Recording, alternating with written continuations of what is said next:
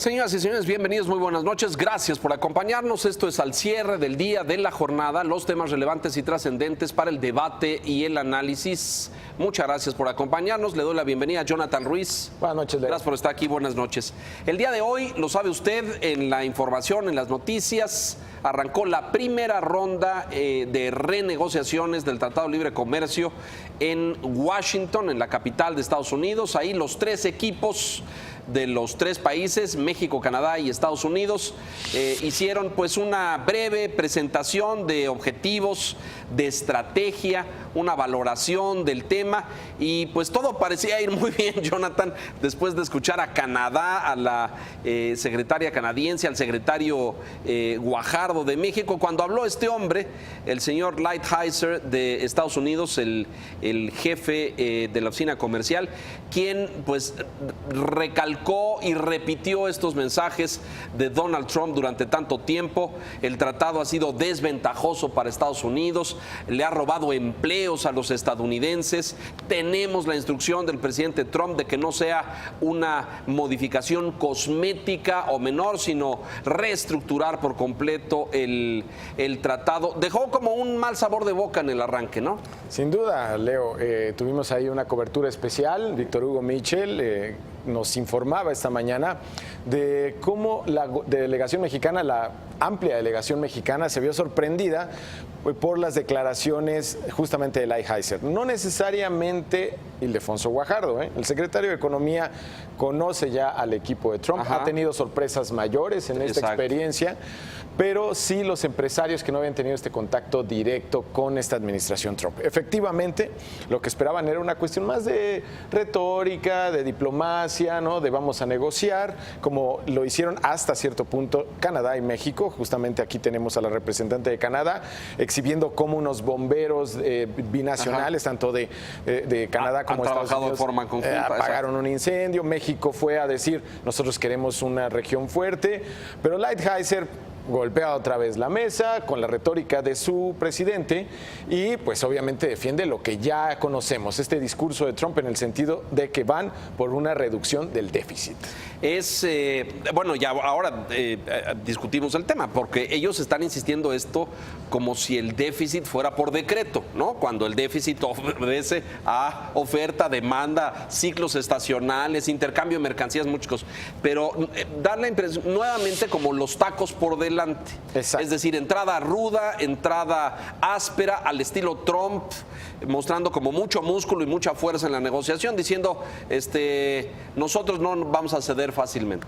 Sí, pero pensaríamos que fue algo estratégico, Leo, y francamente cuando uno se pone a ver qué hay detrás, al menos a mí me genera duda respecto a qué tanta estrategia hay respecto a lo que hizo hoy Lighthizer. Me parece que pudo haber estrategia personal. ¿De hoy posicionarse, dices? Sí, hoy mismo tenemos varios bandos dentro de la Casa Blanca y en esta pugna por ver quién va a mandar en esta negociación tenemos a dos protagonistas muy relevantes, tres diría yo, pero voy a mencionar dos. Wilbur Ross, el secretario de Comercio, y Robert Lighthizer como representante de la Oficina de Negociaciones Internacionales.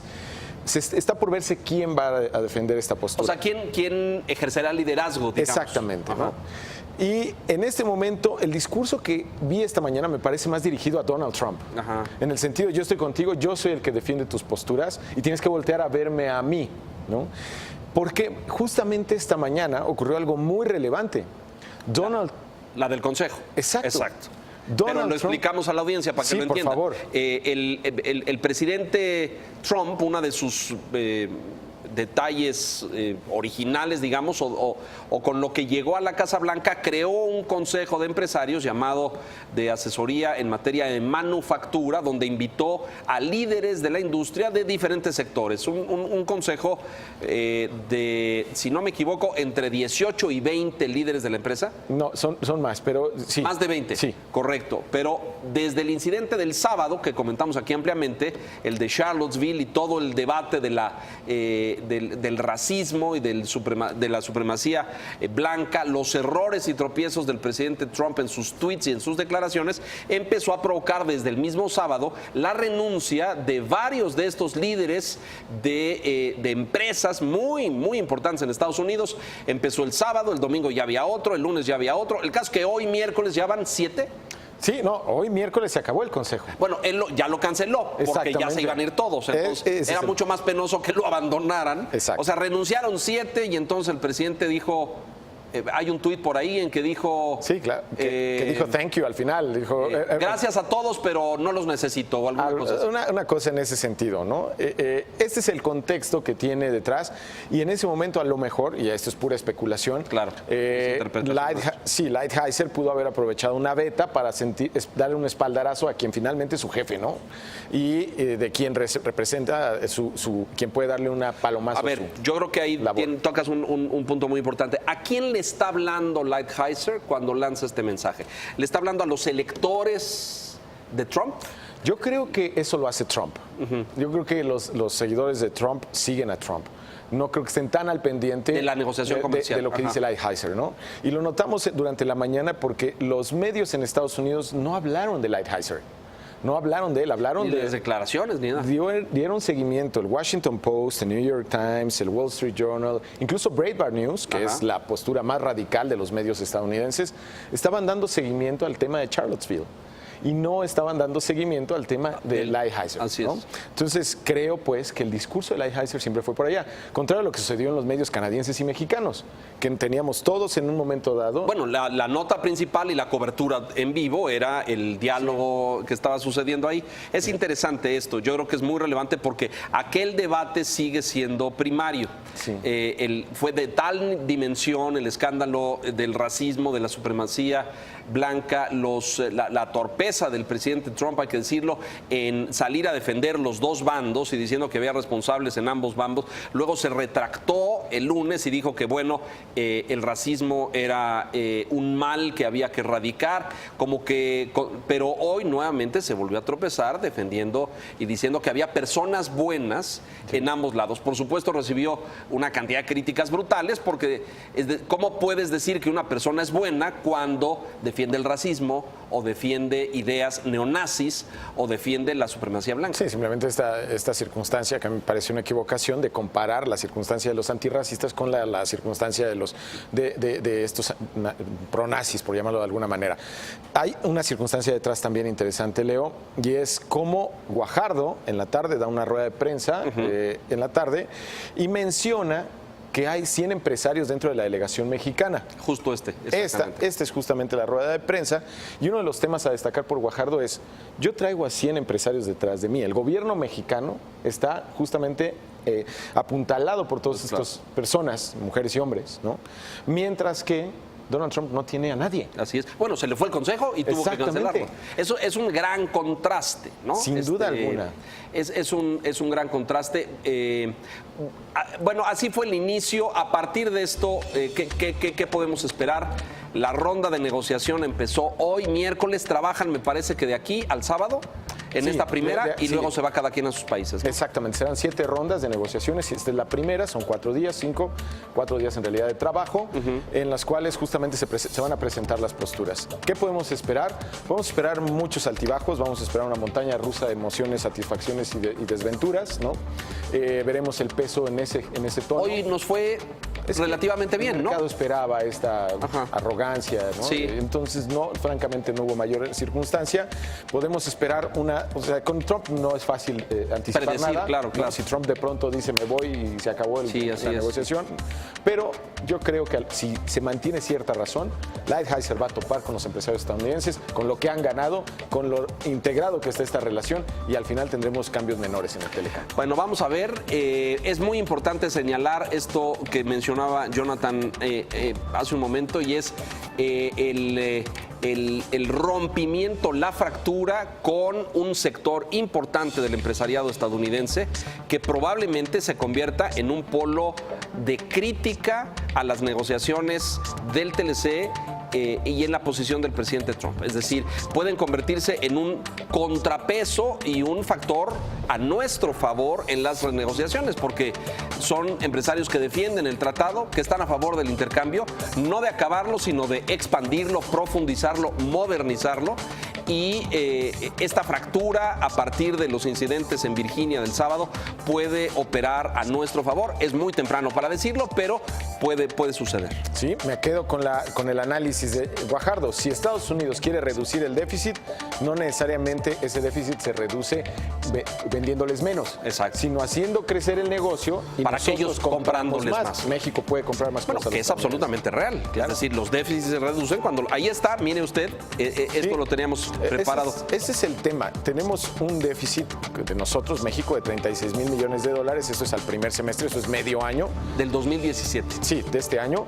Pero podemos compararnos con China, por ejemplo, que China, bueno, nos sobrepasa por casi 6 veces, ¿no? Sí, bueno. Es ahí en donde está el asunto. La lógica del gobierno estadounidense es, si yo compro más de lo que vendo, estoy perdiendo. Puede haber cierta razón en el total del déficit, pero en el caso de México, si deja de comprar esos 36 mil millones de dólares más lo que compre, va a dejar de tener insumos baratos para en Estados Unidos vender a Europa, para sus cadenas Asia. Productivas, exactamente. Entonces, eso es con lo y hay otro aquí muy importante de a quién le compran los Estados Unidos, esta relación que es muy relevante también, vea usted. Y resulta que pues somos el número 2, ¿no? Sí. Exactamente, realmente México está muy integrado y cuando uno empieza a desglosar los estados, Texas por ejemplo, Texas, vamos, abiertamente los funcionarios tejanos han dicho, ni se les ocurra acabar con este tratado. Claro. Nos hacen pedazos, quebramos. Sí. Entonces ni lo piensen. Entonces yo creo pues que si se mantiene la lógica no vamos a ver grandes cambios, pero sí vamos a tener, altibajos, muchos altibajos. Muy bien. Bueno, vamos a mensajes, si nos lo permite usted, y vamos a regresar con otra cosa que está sucediendo y que va a suceder en los siguientes días. Estos en términos políticos, la encuesta de Morena para definir su candidato a la jefatura de gobierno de la Ciudad de México. Hay 4 aspirantes, lo comentamos enseguida, volvemos.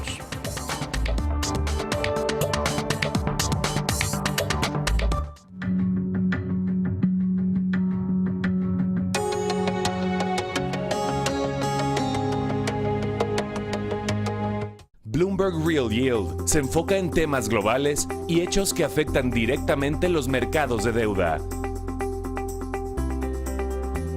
Bloomberg Real Yield, viernes 11 de la mañana. Porque reconoces lo importante, el financiero Bloomberg. Esta semana en Bloomberg Business Week México. La negociación del Tratado de Libre Comercio.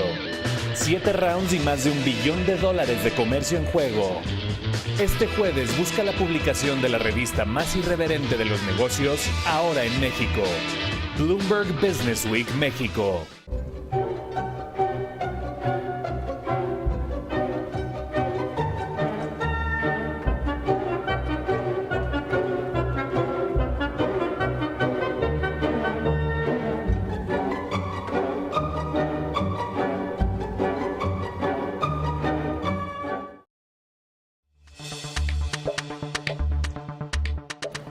Morena anunció el día de hoy que va a realizar este fin de semana, sábado y domingo, su encuesta a población abierta en la Ciudad de México para determinar pues quién será su candidato a la jefatura de gobierno de la ciudad. Hay los siguientes personajes: Ricardo Monreal, actual delegado en Cuauhtémoc; Claudia Sheinbaum, actual delegada en Tlalpan; Martí Batres, presidente de Morena en la Ciudad de México; y Mario Delgado, senador morenista con una trayectoria, una experiencia, exsecretario de Finanzas, y este hombre que ve usted en pantalla, y exsecretario de Educación en el gobierno de Marcelo Ebrard. Son 4, eran 3, Jonathan, pero sí. Delgado se coló en último momento ayer, exigió sus derechos y dijo que él también quería y levantaba la mano y pues lo incluyeron. El punto aquí es que para todos resultó sorpresivo que la encuesta sea este fin de semana. Sábado y domingo los toma por sorpresa, reduce los márgenes de operación de que los delegados o este hombre, Martí Batres, que ve usted en pantalla, pudiera operar, movilizar sus huestes, sus fuerzas para recibir apoyo. Sabemos que la encuesta es a población abierta, es en domicilio, es decir, es presencial, no telefónica, y pues desconocemos la muestra, que es muy importante. ¿Qué tal si la hacen nada más en el sur de la ciudad? A lo mejor sale ganador alguno y no otro. No conocemos la muestra, no conocemos las preguntas tampoco. Hay una presunción de que se preguntará conocimiento del candidato, quiénes son los más conocidos, preferencia electoral y a lo mejor algún dato de su trayectoria o de sus méritos en el pasado. Pero así están las cosas y esto tendería a que la semana entrante, entre el lunes y el miércoles, Morena anuncie quién sería su candidato a la jefatura de gobierno. A mí me llama la atención el procedimiento. Morena había hecho famosas las tómbolas. Sí, las rifas y estas cosas, sí. En la selección de candidatos. El hecho de que elija una encuesta, pues suena más cercano a lo que hacen los partidos políticos de manera habitual. Conocer a quién es su candidato más fuerte, su gallo, ¿no? Sí, bueno, llama la atención la ausencia de detalles, no tienen por qué darlos, al final es una selección de su partido, pero sí llama la atención la ausencia de detalles de cómo va, quién lo va a hacer, cómo lo va a hacer, con qué preguntas, etcétera, ¿no? En el supuesto de que sea una encuesta válida, que realmente sea representativa y útil, pues creo que mandará un mensaje atípico, en el caso de Morena, de hacer una selección relativamente democrática o democrática. O abierta, por lo menos, sí. Y creo que sí es un cambio en el tono de mensaje. Ahora, ¿a quién beneficia y a quién no?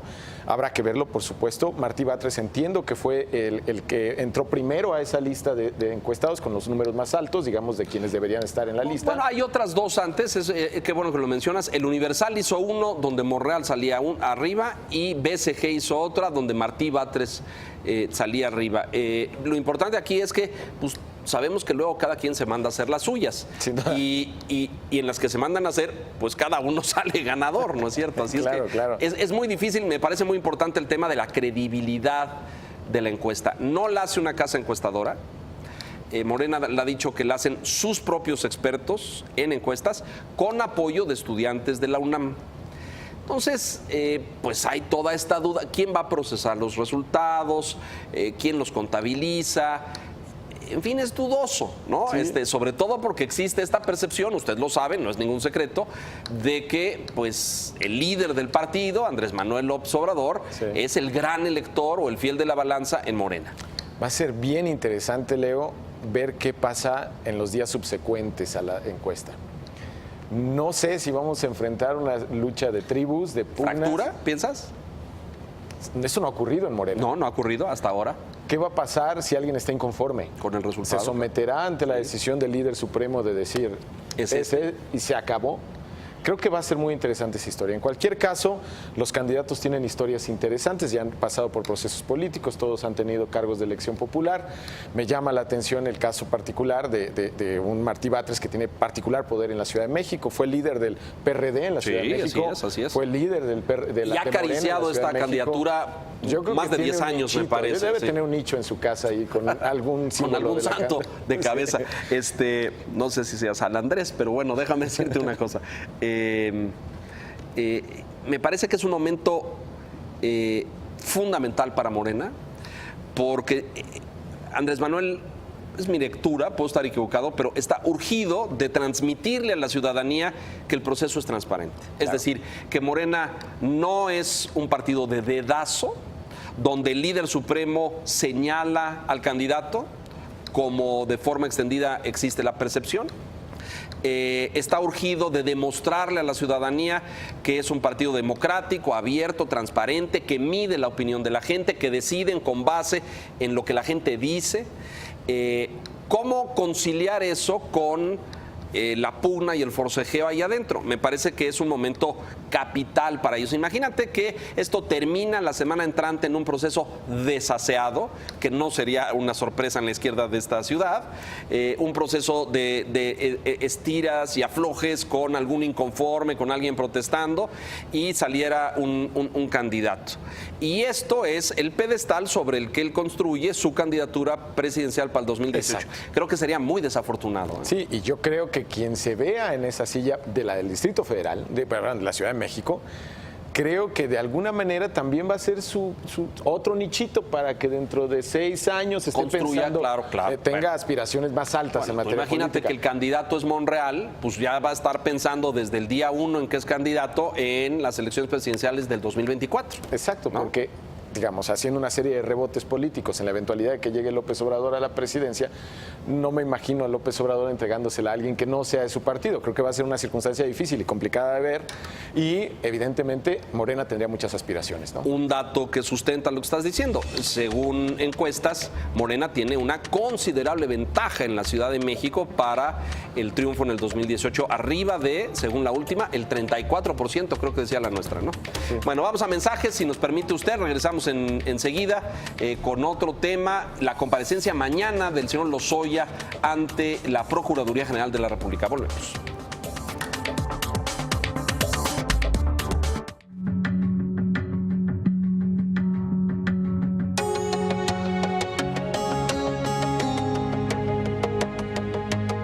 El 2018 ya está en el financiero Bloomberg. María Scherer, Kiren Miret y Esteban Illades tienen los temas clave respecto a campañas, partidos y los presidenciables. Urna tras otra, martes 9:30 de la noche.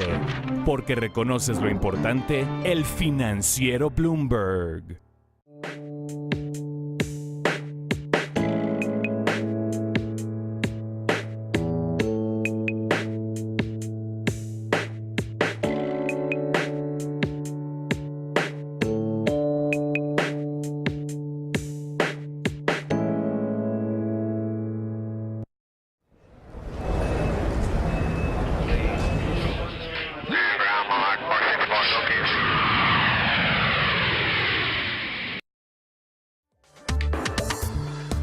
Bueno, lo hemos comentado ya aquí estos días. Emilio Lozoya, exdirector general de Pemex, comparece mañana jueves, ante la Procuraduría General de la República por esta investigación en torno al supuesto soborno que recibió por parte de la empresa brasileña Odebrecht. En dos momentos por lo menos, hasta la información que conocemos, uno siendo coordinador internacional de la campaña de Enrique Peña Nieto en el 2012 y en otro momento otra cantidad importante ya siendo director general de Pemex para contratos. Mañana es su primera comparecencia, vamos a ver cómo le van, ¿no? Sí, la verdad es que lo que esperamos es claridad, transparencia y que haya justamente eso, claridad en lo que se les está cuestionando y en lo que él responde. La percepción que tengo, Leo, no sé si la compartas, es que estamos más en el de discurso de a mí no me han comprobado nada, de el discurso que debería de ser de esto es falso y yo tengo elementos para demostrar que es falso. Ajá, exacto. Me preocupa esa circunstancia en los funcionarios que han sido acusados, sean de estatales como los gobernadores o en este caso un funcionario de alto nivel del gobierno federal, ¿no? Creo que esta es una cuestión de moral de la cual ha sido dañado de manera considerable este gobierno y creo que tiene aquí una oportunidad, si es que hay alguna todavía, para mejorar, digamos, la credibilidad en torno a los manejos o administración de justicia, ¿no? Urge para el gobierno un caso en el cual los mexicanos podemos estar claros de que les están tomando las decisiones correctas, ¿no? Y de que la investigación es transparente, impecable, porque, pues fíjese usted nada más que el hoy titular de la Procuraduría fue el consejero jurídico de ese equipo de campaña donde Emilio Lozoya fue el coordinador internacional. Es decir, fueron miembros del mismo equipo, integrantes del mismo equipo que triunfó en aquellas elecciones del 2012 y que llevó a Los Pinos al actual presidente Peña Nieto. Mucha gente allá afuera, y hay que ver las editoriales de los últimos 2 días, dicen, Morena, por cierto, ya presentó un recurso de impugnación para decir hay conflicto de intereses. Este señor no puede investigar a su colega y a su compañero de campaña. Tendría que hacer otra autoridad la que lo investigue. Pero pues no se ve cómo. El Senado, por ejemplo, está, y hoy sucedió una cosa rarísima, el PRI y el PAN, el Senado está pidiendo que llamen a Lozoya a comparecer y el PRI y el PAN se oponen. ¿Por qué el PAN juega así? No entiendo. Bueno, hay que considerar de dónde viene este funcionario. Exfuncionario, estamos hablando de Emilio Lozoya. Emilio Lozoya tiene relaciones muy profundas nacionales e internacionales con el empresariado de distintos países. Recordemos su trayectoria. Emilio Lozoya era la cara que tú veías en las reuniones anuales del Foro Económico Mundial en Davos. Ajá. Ya me tocó verlo en 2005, 2006. Era el representante o director de México allá en Suiza. No estaba necesariamente en Suiza, pero él era la cara cara cuando uno iba en Davos a ver a México.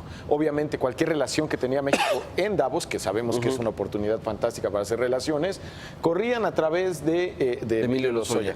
Emilio Lozoya también encabezó, o formó parte, mejor dicho, no lo encabezó, el consejo de OHL, otra empresa señalada polémica, por... Exactamente. ¿no? Y tenía una relación ahí. OHL también tuvo relaciones con gobiernos de todos los partidos que han gobernado el país, ¿no? Bueno, de los principales partidos que han gobernado el país. No por eso podemos culparlos o decir que se hizo algo inadecuado. Simplemente que creo que Emilio Lozoya trasciende pues una administración priista y podría tener también vínculos con el... Con otras. Bueno, eso es un análisis interesante ver ahí, porque el PAN hoy rechazó y votó en contra de la comparecencia. Es un caso emblemático, me parece, que si no se resuelve con transparencia jurídica el proceso, puede muy bien afectar y dañar al PRI en las elecciones del 2018. Por supuesto, creo que el PRI está obligado a dar aquí una cara de transparencia, no le queda de otra, creo que no le queda de otra, porque este es un arma que cualquiera le saca, y ahora sí, a cualquier candidato. Sí, ¿cómo no? Claro. Sí, porque vamos, es ya como tal la cara del PRI, porque cada uno de los problemas que ha tenido el PRI de comunicación, incluso los más graves, como el caso de Guerrero, creo que tiene alguna versión que podría quitárselo a alguno de los candidatos, dependiendo a quién elige el PRI.